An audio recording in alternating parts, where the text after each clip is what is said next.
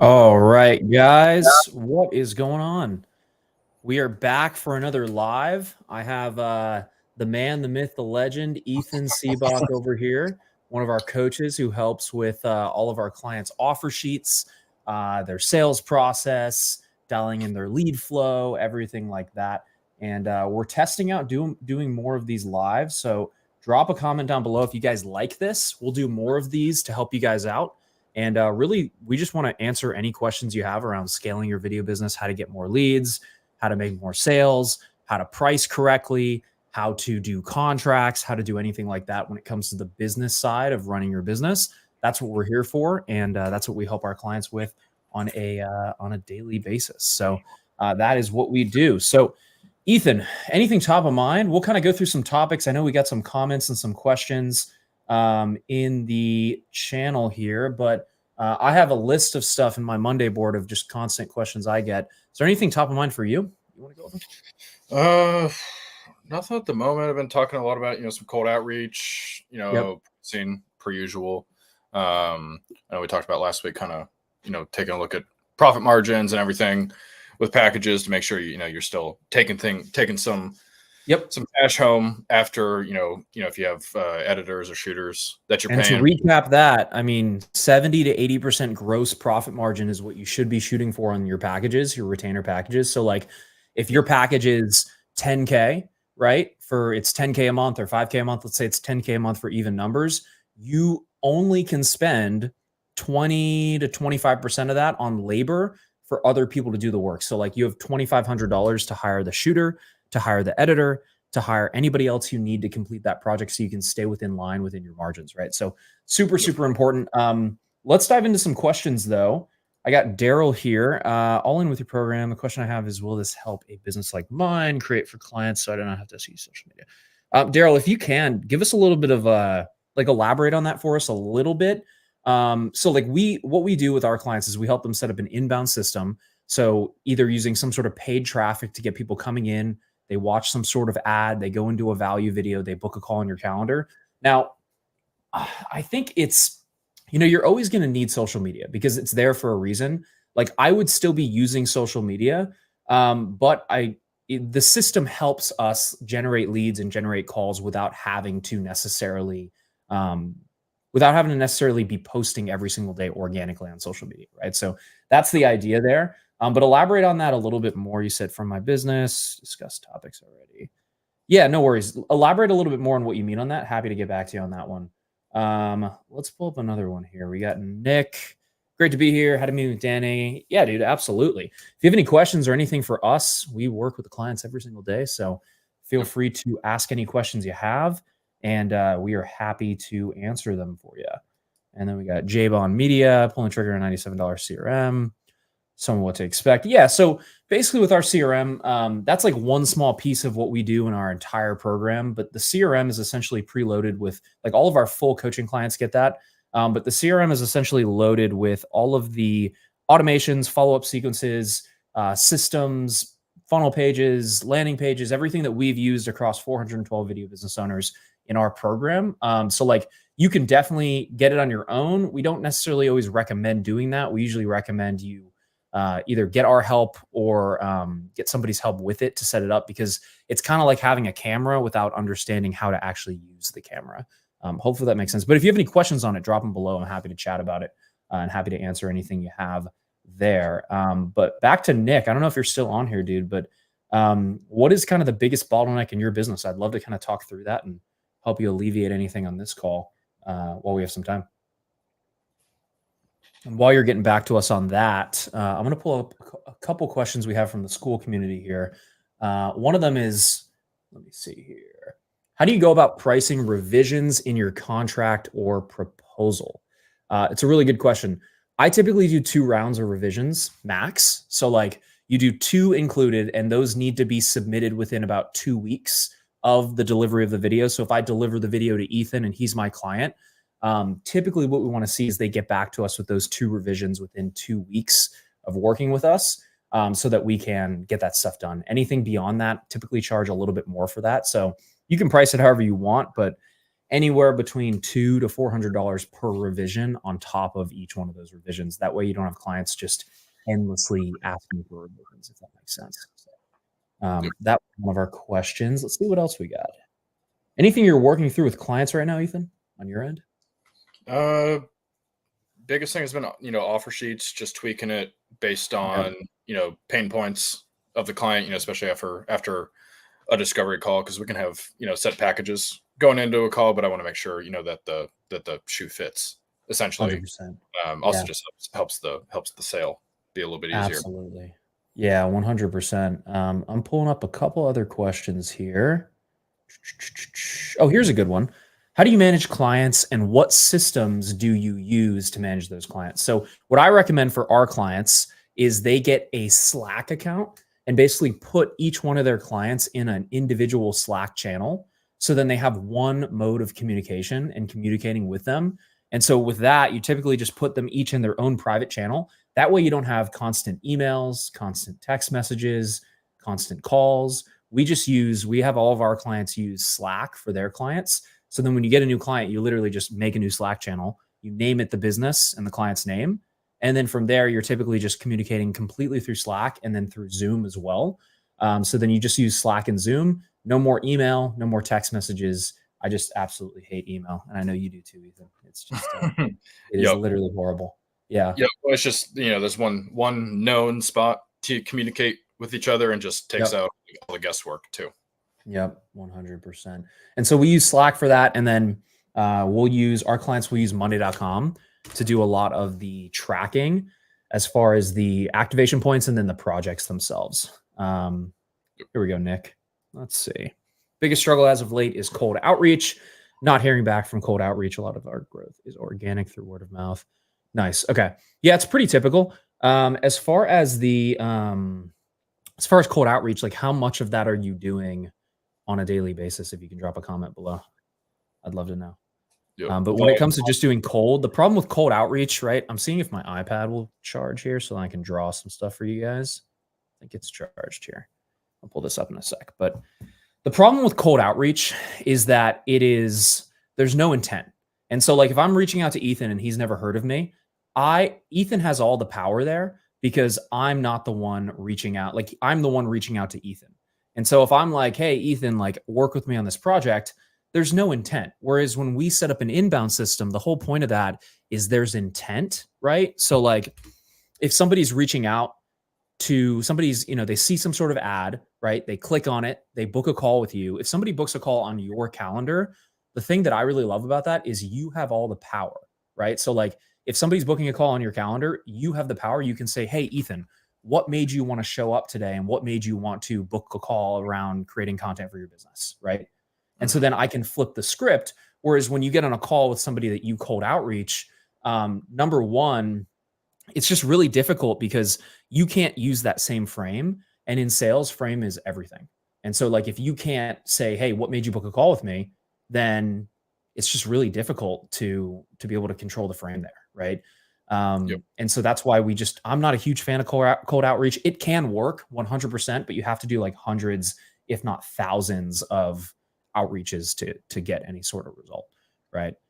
So that's the key thing there. But yeah, I'd love to know, like, how many are you doing? How many clients are you typically getting on a monthly basis? Like, what does that look like? And then also, Nick, I'd love to know, like, are you doing retainers or are you doing like one-off projects? Because that's another huge thing there. We got some other questions here. I'm going to charge my iPad a little bit more. Cool. Well, I was going to say on the second half of that statement as well, the word of mouth, you don't have ultimate control over that either. Yeah, word of mouth's great, man. I can close deals with word of mouth all day long. I love it. But the problem is it's not, you can't crank it up. And the reason we like an inbound system and ads is because once you start getting leads and you get the system to work, I can literally just crank the volume knob on it and get as many leads and calls as I want on a daily basis, right? And with word of mouth and cold outreach, that's just a little bit harder to do. And so that's why I don't necessarily prefer word of mouth, cold outreach as much, just because it's really difficult to be able to get people coming in and to scale it. It's not a scalable client acquisition channel, if that makes sense. So let's see, not doing them daily. Nice. Okay. Yeah, potential clients struggling with content they're posting and branding and like, reach out. Yeah, and there's nothing wrong with that. It's just we want to fill in the spaces and we want more leads. So we want to be getting leads on a daily basis, on a weekly basis, calls on a daily basis, on a weekly basis, right? And so we want to be getting those because that helps us with getting more, obviously more leads, more calls, more conversations equals more clients. And so we want to have a tap or like a system that's repeatable that isn't relying on you reaching out every single day, if that makes sense. But yeah, drop any other questions you have on that. That's really good. Let's see. Daryl, what I'm trying to do is reach out to people to take a package that I have. Why am I having, issues getting properties? If this program. Yeah, so Daryl, with this, I don't know if I fully understand the question, but with this, we want to just make sure that we're understanding this. This leads me kind of into the sales portion. So like what we want to do is we want to build a gap of where they are to where they want to be. So when this is the other thing I want to talk about is what a lot of video creators are doing and video providers are doing is they're basically reaching out to a client and they're saying like, hey, do you want a video? Whereas like we're not in the business of creating content. We're in the business of solving problems with that content. And so in the sales conversation, you need to, there's a couple different parts of a sales conversation, right? But we have intro rapport. We're building, hey, how are you? You know, what's going on? Build a little bit of rapport. Are all the decision makers there, partners, right? And then the next thing after that is discovery, where we're figuring out what is their current situation and then what is their desired situation. And so we want to figure out, okay, this business is at, let's just say, you know, $200,000 a month, and they want to get to $500,000 a month, right? And so that's the gap is 200 to 500. And then we want to ask them something around, and this is just obviously, you can go into our training and our YouTube and our school group for more info on this stuff. But like, obviously like we want to build a gap of where they are to where they want to be. And then outside of that, want to figure out what do they feel like is stopping them from getting there, right? And so we want to build that gap of where they are to where they want to be, what's stopping them from getting there. And then you want to plug in your product or service, which would be content, into how it's going to help them get there, right? And the minute that you can show them that if you create this content, it's going to help you get more views, get more eyeballs, get more leads, get more calls, like indirectly or directly. If you can show them you're going to make them more money and how you're going to close that gap on that $200,000 to $500,000 every single month, then if you're charging 100K, you know, for 6 months or a year, that's a no-brainer. And we've had plenty of people who close, like one of our clients, Matt Williams, back in the day, I think that was like a couple months ago, closed a $124,000 deal with a outdoor, I think it was a knife manufacturer, because he built that gap, you know? You remember that one, right, Ethan? I think you helped him with the sales call on that. Yep. Yeah, with sales call and the packages as well. Yeah. So like half the equation is getting consistent leads. The other half of the equation is understanding how to turn those leads into clients and build a gap. Because the bigger the problem you can solve, the more money you're going to make, right? So that's super, super important. Let's see here. We got a lot of questions. I'm going to try to go through as many as I can here, guys. Definitely not looking to do them daily. Oh yeah, sorry, we already answered that one. Here we go. Right, we're looking for consistent calls from businesses that are looking for us, not them. Exactly. Yeah. So like when you're reaching out, you lose all the power in the conversation because not that you look needy, but it's more like, hey, you know, I want to work with you versus someone wanting to work, you know, reaching out and working with you. So it's like, it's the same kind of analogies as like dating. If like a girl reaches out to you or a guy reaches out to you, like you have more power in that situation because they expressed interest first. Whereas if you're reaching out, then it's a fact of like you're expressing interest first. You don't have as much power in that situation. So Landon here. Can you give an example of one-off projects that wouldn't be a mix? Example of one-off projects that wouldn't be a monthly retainer, like that 48K feels like a mix of the two. Yeah, so like a one-off project that wouldn't be a monthly retainer. I mean, you could do like a brand film. So like a brand film for 12K, 10 to 12K, a one-off. That's an example of a one-off. But we really want to try to get recurring revenue because what that does is it smooths out our monthly income, right? So like we want to make sure that we have retainers and recurring revenue because you don't want to have to start back at zero every single month. It's a really, really tough place to be. And it's hard to have payroll and overhead and expenses and a team if you don't have consistent revenue. Yep. And Ethan, maybe you can speak on that too. Yeah, no, I was gonna say, yeah, it helps, especially, also when it comes to building your team out as well. Because if every month is a giant question mark, Yep. I don't know if I need a full-time editor. Do I need yeah. I mean, I was talking, I won't say who it was, but we were talking about one of our clients that just onboarded with us recently, and he was having issues with his margins, and we were looking at it, and he basically was paying an editor. Well, how much was it a month or a year? $5,000 to $6,000 a month. Yeah, so he was paying an editor like $5,000 to $6,000 a month, and he didn't have the projects or the workload or the revenue to support that. And that kind of segues us in. Let me see if I can get this connected for you guys. I love drawing on my iPad here, so give me one sec. You guys, drop a comment in the chat if you're getting value from this too. I'd love to know, and if not, let me know, and I'm happy to adapt it and make sure that you get value out of this. Let me see. Let me pull this up here. All right, one sec. Let me connect this.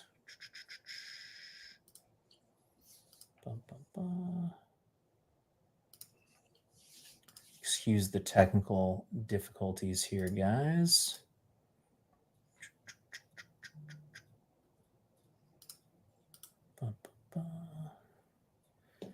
Oh, I see. One sec. But Ethan, you want to talk more about kind of profit margins and what people should be shooting for? Yeah, no, for sure. Yeah, so try to keep, because like if you're starting out as a one-man band, try to keep everything in-house for as long as possible, because then we start kind of dipping into the margins from there. But then as your time starts to dwindle, then we got to start to outsource things, whether it be sales, editing, shooting, project management, all that kind of stuff. And then as the team gets bigger, so your margins are going to get smaller, right? So, but like we were talking about earlier, trying to keep it within 70 to 80%, but then we start factoring in, multiple team members, marketing, all these different things, and then definitely starts to eat into your margins. But yeah, 70 to 80 is a good rule of thumb to shoot for. Yep. But and that's going to be gross profit margins. So that's basically when you sell a package without any other incremental costs, you should be at about 70 to 80%. So like if we break down what a normal P&L should be, right? So if we have revenue here, we should have about 20 to 25% of our total revenue as labor. We should have another 15 to 20%. And these are just higher numbers, but 15 to 20% should then be going towards like advertising and marketing. And so we shouldn't, with this specific client we were working with when they came on, well, there's actually two clients. One of them was doing $1 million a year. I won't say who it is, but one of them was doing $1 million a year, but they were losing money. The other one was doing like $250,000 to like $300,000 to $400,000 a year. And they were very low on the margins. And the reason that was because he was spending way too much money on labor here. And so he was spending closer to like 70 to 80% on labor, which was huge. So we adjusted that. His margins immediately went back up. And so that's super, super key. So you want to make sure that you have the right margins, the right packages that give you the right margins. And it was funny because the other one who was doing $1 million a year, they were mainly selling large like brand films and brand content, but it just wasn't structured the right way. Right, Ethan? I think you worked with them on that offer, I believe, right? Yep. Exactly. And that's where the retainers versus the one-offs, like we're talking about, not only helps with hiring, but also gives you predictability on a month-to-month basis. And then you can budget for things like labor and marketing. Yep. 100%. Daryl, cold outreach is not working for me. It'd be great to have clients come in. Yeah, absolutely, man. I mean, cold outreach is great and it can work. And I'm not saying it doesn't work. It's just not what's going to get you to like a 7-figure business, unfortunately. Like any 7-figure business runs off of some sort of inbound system where leads are coming to them, because it's really hard to then twist and take that pivot into more of like, hey, I know I know I reached out to you, but like, let's switch this into like you buying from me. And you lose a lot of leverage when you do that. Right. So super, super important. Nick, example, I tend to lead with on industry websites looking great. Browsing and nice updating. That's good. But the only thing I would say there, Nick, too, is like, we want to pivot into more of a problem as well. So we want to figure out like, what is better content, what is better video, what is better content for their website going to actually do for them at the end of the day. And so what is the outcome? So we want to sell based on the results. We don't want to sell based on the deliverables. That's another key thing. And so what a lot of video agencies are doing is they're selling based on the deliverables, not the outcome. And so the perfect example I use of this, and Ethan's going to get tired of me saying this every single time, but think about Delta, right? Think about Delta's commercials, Delta Airlines. Do they sell you on how comfy the seats are? Do they sell you on how nice the snacks are? Do they sell you on how, how much leg room you have? No, they sell you on connecting with the world, and they sell you on going to beautiful destinations. And that's the same thing your clients want, right? Like I say this all the time, and I love content. I love creating cinematic content. I'm a DP at heart. Like I love that stuff. But the problem is clients are not buying cinematic content. What they are buying is they're buying either more traffic, more revenue indirectly. You don't have to promise revenue, but like they're buying more money or like a larger outcome. And to kind of illustrate this, let me go back over to my trusty iPad here. Still working out some of the kinks here. Let me see if I can go to one screen. Here we go. Okay. Sorry, Ethan. I'll be back to you over there in a sec. So like there's 3 outcomes that people pay for, right? And so you have money, you have relationships, and you have health. If I can spell. Let's see. All right, cool. And so any offer, if you're in business, you're making an offer to someone else, right? Any offer that you're creating has to fall into one of these 3 categories, right? And so with us, like with wedding films, if you're doing wedding films, you have a relationship outcome. If you're like what a lot of our clients are, you're in a make money outcome. And so whether it's directly or indirectly, your clients are trying to make more money with your content. Now, it doesn't mean we have to promise that they're going to make more money, but indirectly when they're paying you, like one of our clients just closed a $44,000 deal for 3 months. Again, I won't say, I think it was Ben. I already did the case study, so I can say who it is, but it's Ben Roberts. He did a 44K in 3 months. With that company, they're paying 44K and they ended up paying it in full, but like they're paying 44K because they want to make more money from the content that Ben is going to create for him or create for them. They're not paying for just cinematic content. And so the more you can relay that within your sales process, the easier it's going to be to then close that deal, right? Let me pull us back here. Cool. Let's see. Landon, right? I just remembered you saying that you had both monthly and other projects. Absolutely, man. Yeah. So like brand films, testimonials, but the real kind of juice, if you will, is going to be in the retainers because you're able to, you're really able to you're maximizing the LTV when you have those types of retainers. And so I'll go back to my iPad one last time, and then we'll answer some more questions here. So like, for example, let's say you have a client that comes in and they pay you 10K, right? That's the one-time project.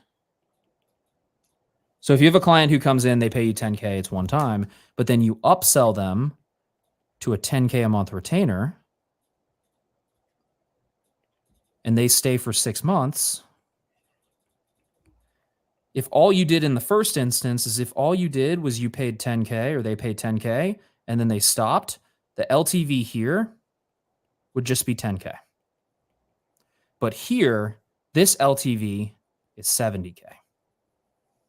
And so you're making way more per customer. And the more money you can make per customer, the more you're going to win in business at the end of the day. And so you really want to be looking at that. And so that's why retainers are so important, because this also gives you consistent revenue, right? And so you're able to get that revenue on a consistent basis, as opposed to having to worry about where your next 10K project is coming every single month. Let's see. 100%. I am getting value. I'm going to do this as it is. Work with this. Yeah, absolutely, man. Just DM me, or someone from our team will reach out to you if you want to chat, and we're happy to chat. Let's see. Thanks for doing this. Do you guys have a LinkedIn funnel system? How much could cost to run the system? So we use a lot of different systems. We do use LinkedIn. as one of our systems. And so that's stuff that we go over with our main clients. But as far as like a LinkedIn system, we have different systems for connecting with people and then pulling them into the value video system, the inbound system, so then they can then book a call and then work with us, if that makes sense. JBond Media, signing clients on quarterly retainer. Oh, good one. I like this one. So when should their payment be made? So here's what we do. Let's pretend, do you have a price point for that, JBond? You can put that in the comments. Let me know. I'll do a test pitch with Ethan here. I'll show you. I'm gonna write it out. Let me know if you have a payment, or you have a price for that. 8,500 per quarter. What's in the package? Because you should probably charge more than that, if I'm being honest. It's a little low. One full film. Okay, but what do they get? So you said one full film day, but like what do they get out of the film day? Like what content do they actually get? Is that per month or is that one day? Yeah, and is that per month or is that just per quarter? Per quarter? Okay. And then what are the deliverables? Is it one video per quarter?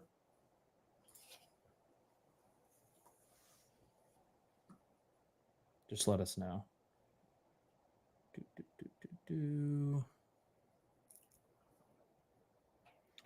While I wait for you to get back, one of the following. Okay, cool. Yeah, let us know.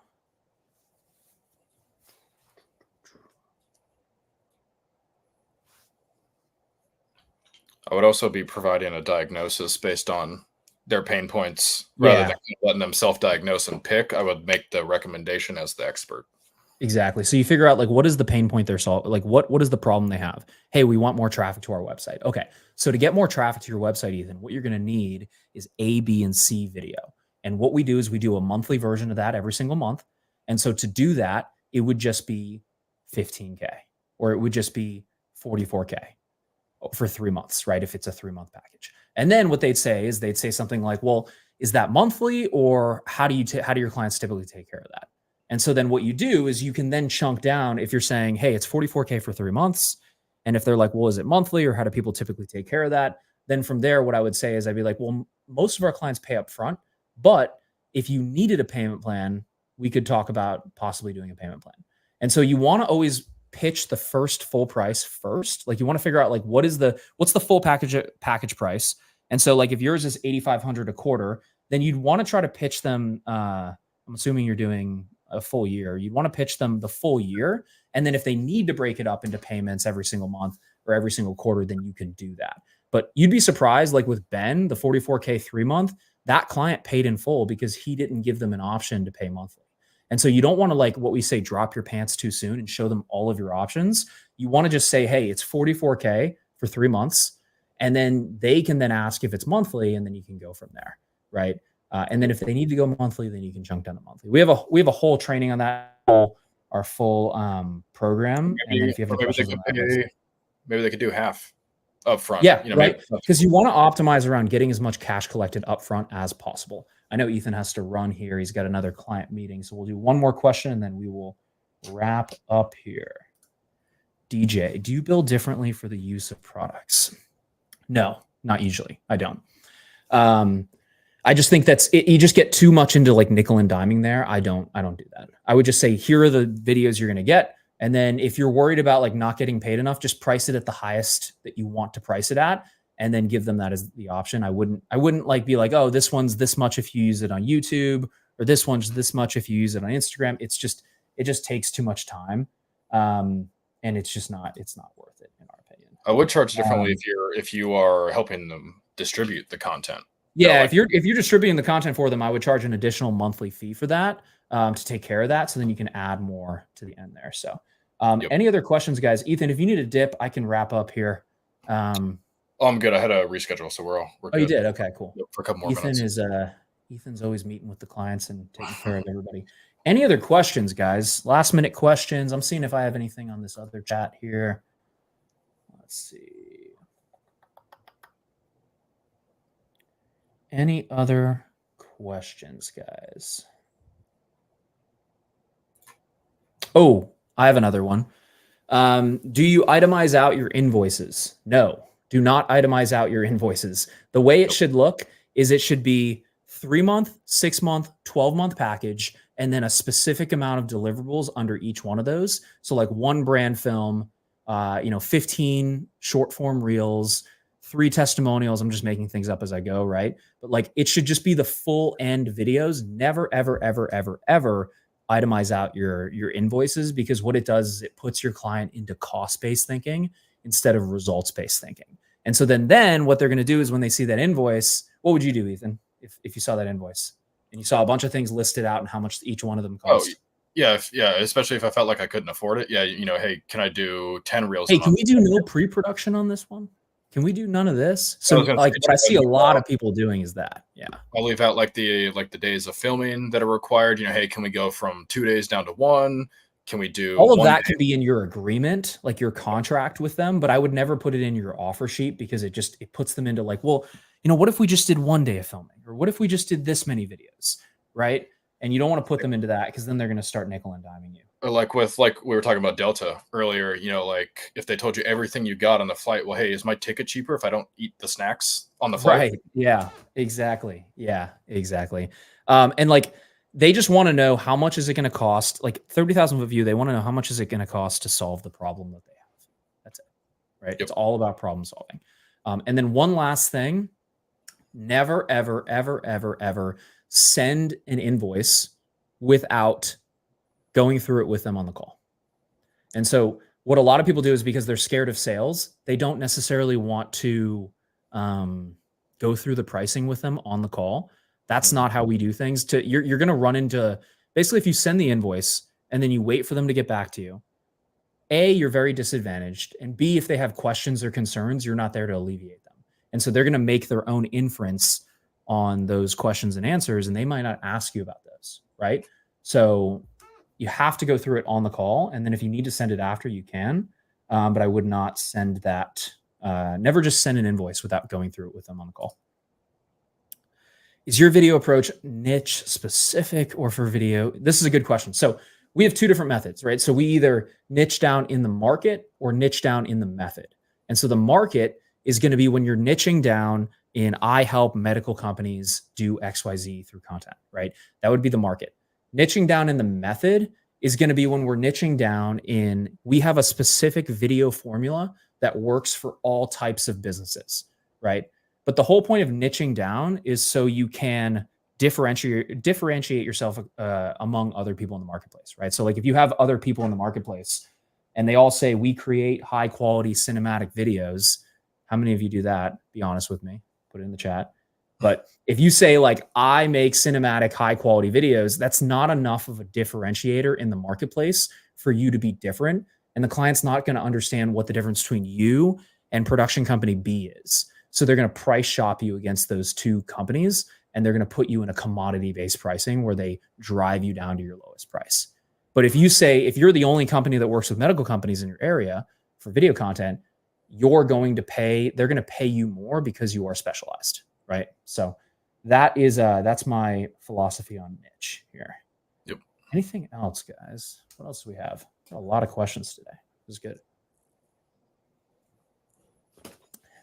Anything else? Going once. I would say being niche specific too also helps with your marketing as well, because you can speak to their pain points better as well. Yes. So like marketing doesn't work if it's not specific. If you're just saying, hey, businesses, do you need content? It's not going to work. Yep. You have to speak to the specific customer avatar and the person that you're speaking to, right? And if you're not doing that, it's just really difficult for your marketing to work. And that's why a lot of people's marketing campaigns fall flat. Yeah. Yep. Huge, guys. Anything else? What else do we have? Oh, look, it's Dane over here. Selling to everyone equals selling to nobody. That is so true. Absolutely, man. Absolutely. I can't see half your face there, but I'm just kidding. Dane is one of our coaches in the program here. Sweet. Anything else, guys? Any other questions, concerns, comments? No? Good questions. Great questions today. We're doing these Tuesdays and Thursdays at 2 p.m. Eastern. So if you have questions, bring them here. We're going to do a live Q&A. Grab your coffee, grab something to eat, grab a snack, come chill with us for 30, 40 minutes here. We'll answer all your questions. If you have any pitches or anything you're working on, hop on, ask questions. We're happy to answer them. And we will go from there. Can't wait to start working with you guys. Absolutely. Can't wait to start working with you. Thanks so much. You got it. Nick, absolutely, dude. Look at that little Movi Pro action in that profile picture. I love it, man. I love it. Cool, guys. Well, if you need anything, let us know. If you have any questions, there is going to be a link somewhere around this video to book a call with our team. If you have any questions for us, we're happy to help. And outside of that, we will see you guys in the next one here.